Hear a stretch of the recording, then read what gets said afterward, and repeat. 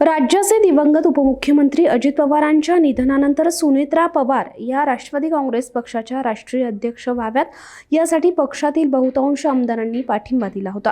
मात्र काही मोजक्या जणांनी या प्रस्तावाला समर्थन देण्यासाठी सह्या केल्या नाहीत। ते पदाधिकारी आणि आमदार कोण असा सवाल रोहित पवारांनी उपस्थित केला। रोहित पवारांनी बुधवारी एक पत्रकार परिषद घेतली। या पत्रकार परिषदेत त्यांनी राष्ट्रवादी काँग्रेसचे विलीनीकरण आणि अन्य बाबींवर भाष्य केलं। यावेळी त्यांनी एक महत्त्वाचा दावा केला। सुनेत्रा पवारांना पक्षाचं राष्ट्रीय अध्यक्ष करावं यासाठी मोजक्या लोकांनी समर्थन दिलं नसल्याकडे रोहित पवारांनी लक्ष वेधण्याचा प्रयत्न केला। तुम्ही राष्ट्रवादी काँग्रेसमधील काही आमदारांशी बोलल्यावर तुम्हाला कळेल, सुनेत्रा काकी पक्षाच्या राष्ट्रीय अध्यक्ष व्हाव्यात यासाठी सगळ्याच आमदारांनी सह्या केल्या असं नाही। 35 आमदारांनी या प्रस्तावावर सह्या केल्या होत्या असं आम्हाला कळतंय। त्या 35 आमदारांपैकी एखाद्याला जाऊन विचारा, ते सगळ्या गोष्टी तुम्हाला स्पष्ट सांगतील। याशिवाय राष्ट्रवादी काँग्रेसच्या बहुतांश पदाधिकाऱ्यांनी सुनेत्रा काकींसाठीच सह्या केल्या आहेत।